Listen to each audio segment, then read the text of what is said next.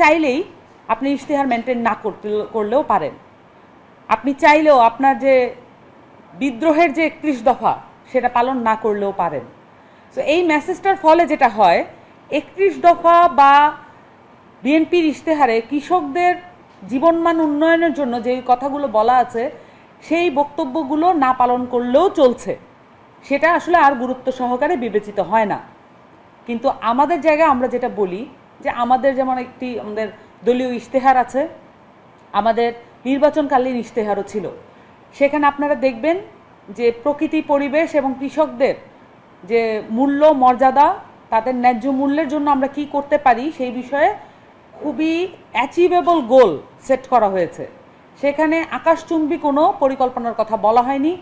এবং আমরা এক্ষেত্রেও এখানে যেমন অনেক কার্ডের ছড়াছড়ি দেখছি, সেখানে কিন্তু আমরা বলেছিলাম যে একটি এনআইডি কার্ডের মাধ্যমেই প্রত্যেকটি খাতে আমরা মানুষকে উপকার দেওয়ার চেষ্টা করব, সহযোগিতা করার চেষ্টা করব, আমাদের যে নাগরিক মর্যাদার কাজটা করার কথা সেটা করার চেষ্টা করব। আমরা এখানে দেখতে পাই যে আমাদের এই যে সিন্ডিকেট বাজি যেটা, এবং যেটা হচ্ছে যে মধ্যস্বত্বভোগী যেই জায়গাটা তৈরি হয়েছে, এটা এত বড় অংশ জুড়ে এটা মনে হয় কৃষকের সংখ্যার চেয়েও বা কৃষকের সংখ্যার চেয়ে বেশি হতে পারে অথবা কাছাকাছি হতে পারে। এটার কারণটা কি? এটার কারণ তো আমার আরেকটা সেক্টর থেকে যদি দেখতে চাই, কর্মসংস্থানের সংকট। এই কারণে দালাল এবং মধ্যস্বত্বভোগীদের এই যে প্রচারণা এবং এদের যে প্রভাব, এইটা প্রতিপত্তি, এটা বেড়ে যাচ্ছে। এবং তারা সবাই আসলে, এটা আমি বলবো না কেউ কেউ, প্রত্যেকেই রাজনৈতিকভাবে বেনিফিটেড হন। রাজনৈতিকভাবে বেনিফিটেড হওয়া ছাড়া তারা আসলে এইসব জায়গায় ফাংশন করতে পারেন না। ফলত এখানে আসলে আমাদের অনেকগুলো জায়গায় মনোযোগ স্থাপন করতে হবে। যেটা কথা এসেছে যে কৃষকরা নিজের মুখে বলবেন কি না নিজের কথাগুলো, অবশ্যই বলবেন। কিন্তু আমাদের কৃষি সেল এবং আমরা যেটা আমাদের সমর্থনযোগ্য যে সংগঠনগুলো আছে কৃষক এবং কৃষিবিদদের নিয়ে, তাদের কাজটা আসলে কি? কৃষিবিদ উনি এই কৃষকের ট্যাক্সের টাকায় পড়াশোনা করে তিনি তো এগ্রিকালচারিস্ট হয়ে উঠছেন। তার কাজ হচ্ছে এই কৃষকের যে সমস্যা, তার যে বয়ান, সেটাকে ট্রান্সলেট করে পলিটিক্যালি এটাকে ইমপ্লিমেন্ট করা এবং পলিটিক্যালি পলিসি নির্ধারণ করা, যাতে করে পলিটিশিয়ানরা সেটা করতে বাধ্য থাকে, সেই ধরনের বয়ান উৎপাদন করা। বয়ান উৎপাদন আপনারা কৃষকদের কাছ থেকে চাবেন না, এটা অত্যন্ত অন্যায়।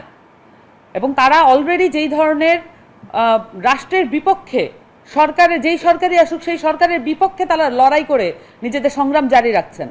বাংলাদেশ আপনারা জানেন এমন একটি ভৌগোলিক অবস্থানে আমরা আছি, আমরা চাইলে 100% স্বয়ংসম্পূর্ণতা অর্জন করা এটা বাংলাদেশের জন্য কোনো বিষয় না। আমাদের এত নদী, আমাদের প্রাকৃতিক এত দান আছে, আল্লাহর পক্ষ থেকে এত দান আছে যে এই কাজগুলো করা, এই যে স্বয়ংসম্পূর্ণতা অর্জন, এটা আসলে খুব বেশি কঠিন কোনো বিষয় নয়। কিন্তু আমরা দেখতে পাচ্ছি পলিটিক্যাল পলিসিগুলো যারা উপরের লেভেলে বসে থাকেন তাদের আসলে কমিটমেন্টের অভাব আছে, কমিটমেন্ট রাখার অভাব আছে। আমি একটা জিনিস বলি যে নতুন কথা বলার আর কোনো কিছুর অভাব নাই, নতুন কথা সবাই বলেছে, কিন্তু যেই কথাটা বলেছে সেই কথাটা পালন করছে কিনা সেই জায়গায় ঘাটতিটা তৈরি হচ্ছে। ফলত আমরা যখন দেখি একজন কৃষিবিদ পলিসি লেভেলে একটি সরকারি দলের সাথে যুক্ত হয়ে যাচ্ছেন, তার কাছ থেকে আমরা সেই কমিটমেন্টটা অভাব দেখছি, তাকে আর পূর্বের চেহারায় দেখতে পাওয়া যাচ্ছে না। এখানে এই ঘাটতিগুলো আমাদের পূরণ করতে হবে এবং সেই সাথে আমাদের যে সরকারি দল যেই হবেন এবং যারা আছেন তাদেরকে অবভিয়াসলি খুবই গুরুত্বের সহকারে দায়িত্বশীল ভূমিকা নিতে হবে এবং শুধুমাত্র পপুলিস্ট ভূমিকাগুলোকেই তারা গ্রহণযোগ্য জায়গায় দেখবেন এবং সেগুলো নিয়ে মন্তব্য করবেন, এটা না করে প্রত্যেকটি কৃষিমন্ত্রীকে আমরা ঘন ঘন কথা বলতে দেখতে চাই। যেই সংকট তৈরি হয়েছে সেখানে তার বক্তব্য কিন্তু আমরা আসলে ওই অর্থে পাইনি। আমরা জানি না আসলে তাদের পলিসিটা কি, তারা কি চাচ্ছেন, সেটা না জেনেই আমরা সামনের দিকে এগিয়ে যাচ্ছি এবং আমরা জানি না যে বিরোধী দল হিসেবেও আমাদেরকে কি ভূমিকা পালন করতে হবে। তাদের পক্ষ থেকে আমরা ওইটা চাচ্ছিলাম যে তারা আসলে বিরোধী দলকেও কি ভূমিকা পালন করতে দেখতে চান সেই পলিসিটাও তারা থ্রো করবেন।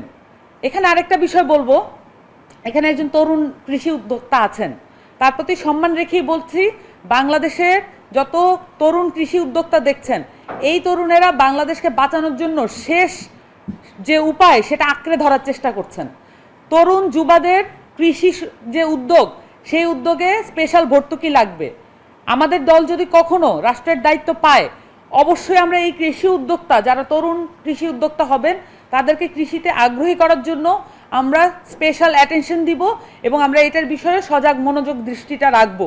কারণ আমাদের দেশে আপনারা দেখতে পাচ্ছেন যে কৃষক এবং কৃষি পরিবার উভয়কে অনেক বছর ধরে এক ধরনের ভিলিফাই করা হয়েছে এবং তাদের যে এই কৃষক পরিবারের সন্তানরা যখন বিভিন্ন পাবলিক বিশ্ববিদ্যালয়ে পড়তে যান, প্রাইভেট বিশ্ববিদ্যালয়ে পড়তে যান, তখন তারা বুলিংয়ের শিকার হয়েছেন সামাজিকভাবে। কিন্তু এখন এসে আমরা দেখছি এই তরুণ যুবারাই নিজের হাতে দায়িত্বটা নিয়েছেন যে একটি প্রান্তিক পণ্যকে কিভাবে মানুষের দোরগোড়ায় পরিচিত করা যায়। এর মাধ্যমে আমরা এমন অনেক এলাকা নতুন করে আবিষ্কার করছি, নতুন করে চিনছি, এমন অনেক পণ্য নতুন করে চিনছি যেই চেনাটা আমাদের আসলে তাদের মাধ্যমে ছাড়া এটা হওয়া সম্ভব হতো না। এই ক্রেডিটটা তাদেরকে দিতে হবে, শুধু মৌখিক ক্রেডিট না, সেই সাথে রাষ্ট্রের জায়গা থেকে, পলিসির জায়গা থেকে তাদেরকে এই সহযোগিতার জায়গায় আমাদের অবশ্যই গুরুত্বের সহকারে বিবেচনা করতে হবে। আপনাদের সকলকে ধন্যবাদ এই প্রোগ্রামের আয়োজন করার জন্য।